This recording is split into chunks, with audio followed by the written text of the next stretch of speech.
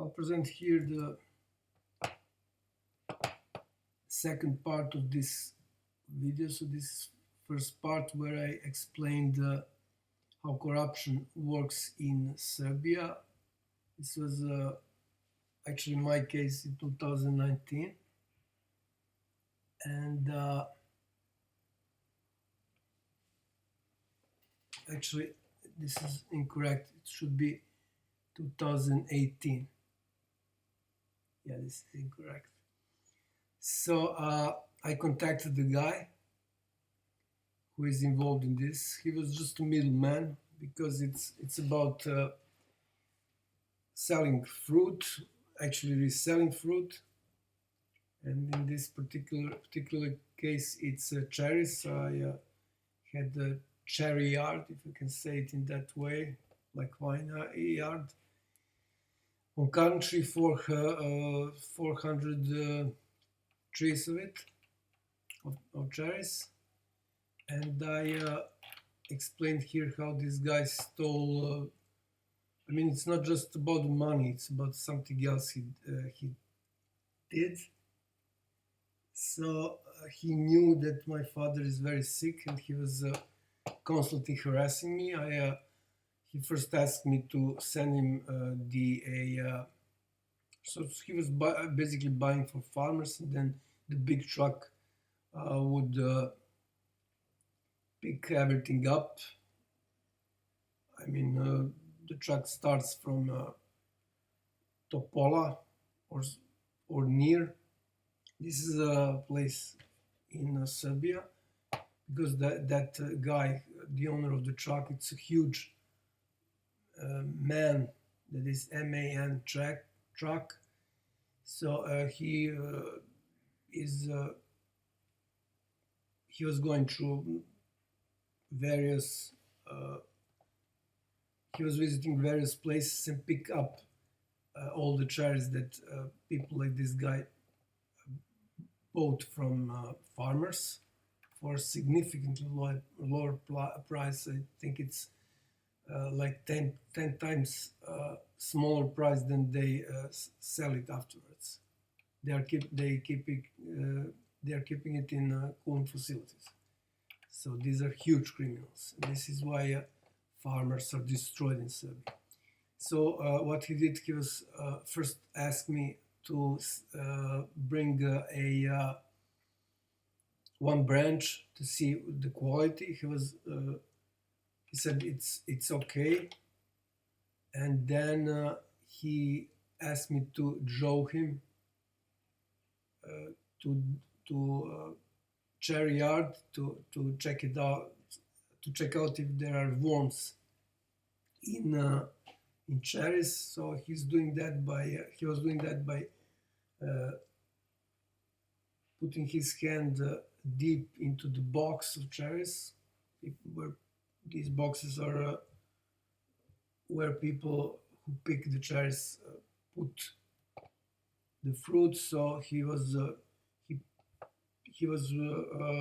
put his hand in those boxes, and he moved then the hand back and forth, and then if there are worms, you will see it on your hand.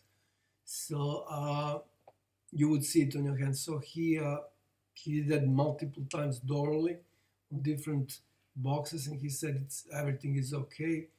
It will be first class. So if it's not first class, then it's like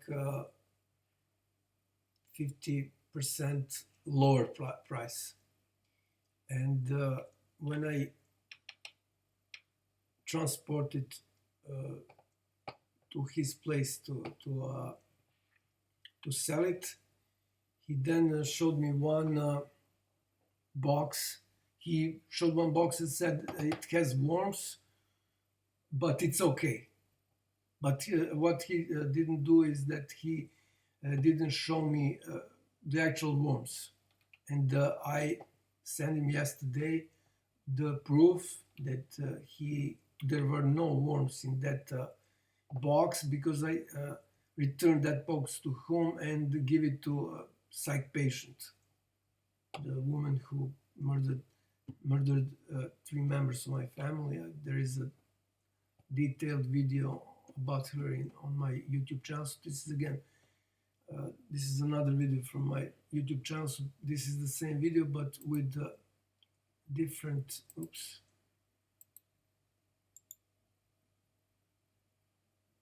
with different timings. So if I open it in external browser, it would be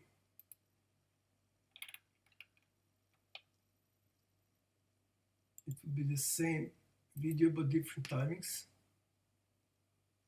So this one is 2920 and the other one is 3018. So in the first part, the woman who murdered three members of my family, and there's obviously a lot of bad blood between us. So when I mentioned that, when I started explaining what happened with this guy, I mentioned if she remembers that box I brought back to her. She was using it for, I think, making juice, cherry juice. And I asked her back then if there were worms there. She said there were no worms, and I mentioned that here also. So there are no reasons at all for her to protect me. And she said nothing. She was then trying to explain that salt water can be used to check out the worms, that he advised me to do so. But then at this time she admitted she only heard about that, about salt water, basically admitting that she doesn't know what she's talking about. So when I presented those facts and I sent some other videos as proof how serious case of my murder of my family is, so this guy didn't respond until after this message. So he said he doesn't have time to write to me, to exchange messages, and he didn't steal any money, which is wrong. See, he stole 26,000 dinars, which is around 240 euros, which this is a huge amount here. So people work a huge amount of money. So people work for 200 euros the whole month without pension, paying to their pension funds, without health insurance, and so on and so on. So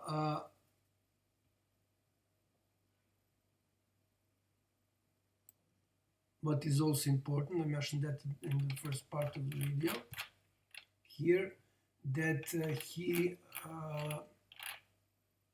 there are data on his Facebook.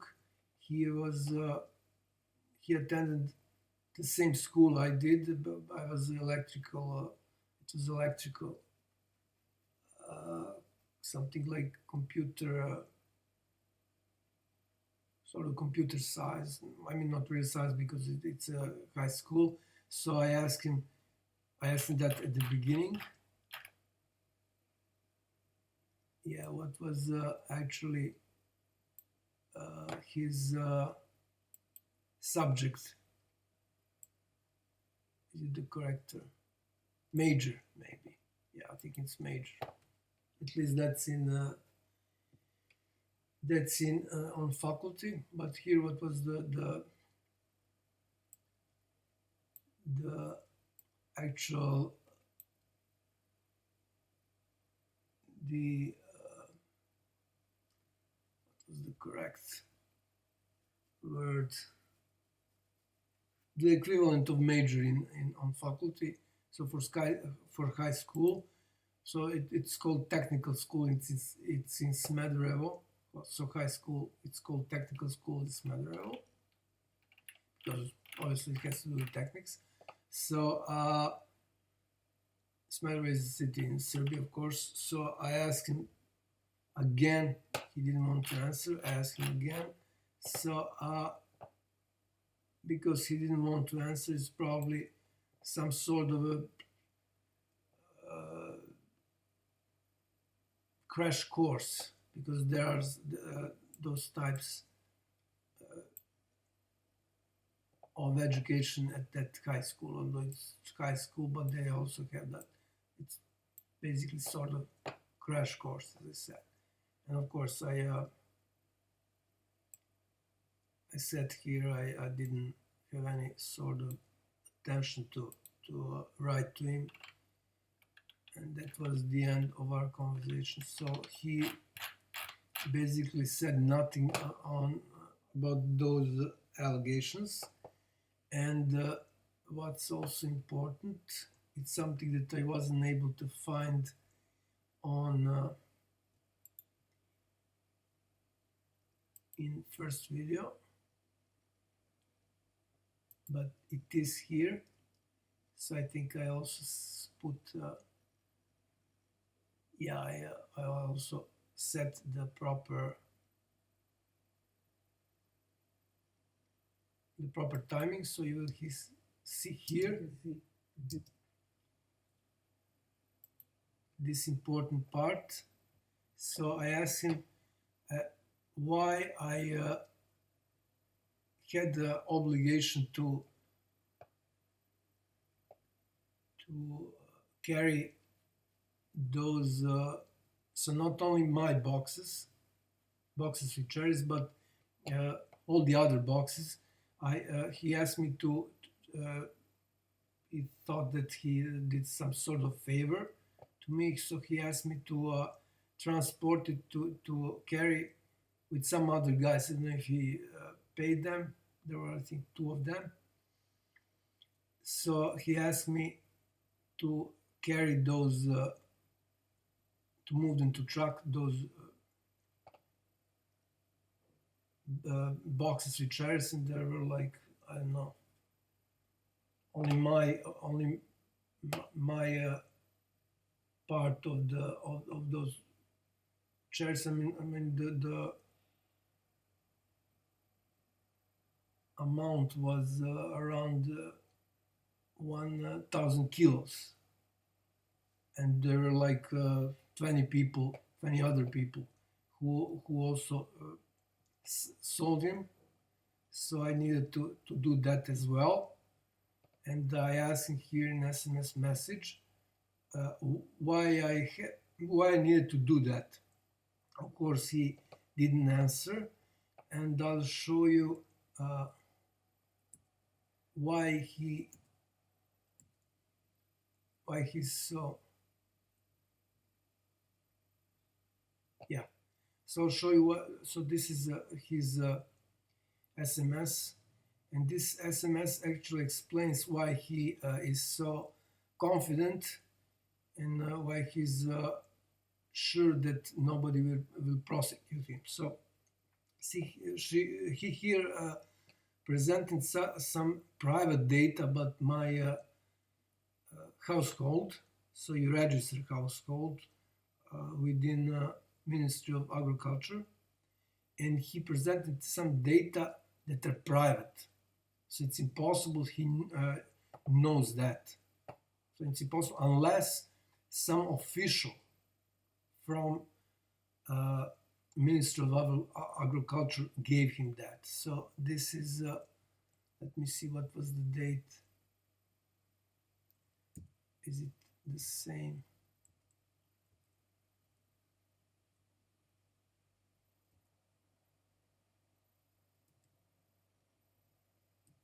It's basically 16th of June. I think that I sent him only on that day. So I sent him, first I warned him that I will report him, and then after some time he obviously had a lot of contacts, because as I said in the first part of the video, he is just a middleman. He's selling that to criminals, and usually behind those criminals are politicians. So those criminals have those very expensive cooling facilities. So they are basically robbing farmers. They have those expensive cooling facilities, and who's really behind this are politicians. So they are the real owners of those facilities. So, and of course, those guys who are representing them, who are presenting themselves as the real owners. So they also get some cut, of course. So this message alone shows that it's about criminal in the highest places of the government. So this is Minister of Agriculture in Serbia. So again, he wasn't able to know that. It's impossible to know that unless, because these are private data, unless somebody from Ministry of Agriculture gave that info to him. So I think that I covered everything regarding that matter. So you saw basically that some seemingly unimportant case. It was just, I mean, that guy stole some money from me, but from those messages you can see that how deep this is, how this criminal activity goes deep to the core of the government. So this is the core of the government in Serbia, and this is going on for years. So if you destroy agriculture, you don't have healthy food. You don't have a good food, healthy food. You don't have your citizen of that country will, their health will be destroyed, and so on and so on. So this is what's happening, as I said, in most of Eastern European countries, and all officials knows that. So sorry, officials not just from European Union, but other countries like United States and so on, because they are then selling their products, their rubbish products. So some people might not know, but there are two types of merchandise. I mean, not merchandise like drugs, but two types of goods which are sold to. One is sold to Western European countries, which is of high quality, and the other ones are sold to Eastern European countries. This is significantly lower quality. It's not just for food or for stuff for cleaning, detergents, and so on and so on. It's also for technical stuff, like computers and so on and so on. So this is a significantly lower quality, which is basically illegal. We especially have problems with Chinese goods that are sold here, particularly the ones that are made of plastic, because that plastics are of extremely low quality, and you can smell that from a mile, like people used to say. So one example of how different this is, what difference of quality there is between the goods from for Western and Eastern countries is, I think it was some sort of beauty products. So my brother's wife bought that. So she bought one which is for Eastern, which is sold here for Eastern countries, and this is usually distributed through Hungary. And some lady sent her from, I think, Germany or something like that, for Western market. So the difference was so huge that the first one, so this is a beauty product for face. the first one, I think it was Nivea or something like that. So some popular brand. The first one was extremely almost no liquid there. It's very small amount of liquid, and the other one was like yogurt. So huge difference. It's like 50% difference in quality. So this is what's done, and this is basically legal according to all international laws to sell lower quality goods to other countries. So, and of course, they are selling it. What's the most important? They are selling it to with the same price, almost the same price as they are selling in their Western countries. So they are earning a lot of money, and mainly the distributors here mainly are people who are criminals. It's also for clothing and so on, so on. So I bought, for instance, Replay pants, and they started